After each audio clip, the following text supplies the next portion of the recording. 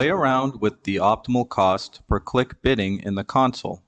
Kijiji will recommend a CPC value for optimal exposure, meaning it will appear at the top in the most available places. However, sometimes you can bid just a little under the recommended amount and still receive optimal placement because there is some wiggle room in the pricing. For example, the number one bidder in the category may be at 59 cents, while the number two is at 50 cents. If we place our bid at 51 cents, we pay significantly less than the number one position, yet we displace number two and appear right near the top. The difference in effectiveness between number one and number two is negligible in terms of traffic, yet we're saving money on our campaign.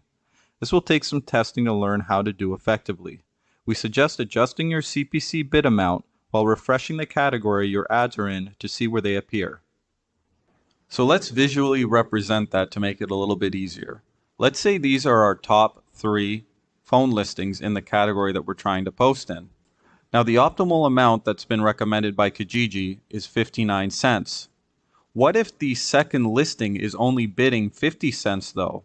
We don't really know what the exact amount is. It's going to require some testing, but it can be significantly lower than the optimal amount. If it is 50 cents, then all we have to do is bid 51 cents to receive the second position. Now we're paying 8 cents less a click, and we're still in the second position. We're still going to receive a ton of traffic, almost as much, if not just as much as the first place, yet we're saving a lot more money. This will make your campaign significantly more profitable. You have to do a little bit of testing to figure it out, but it's worth it.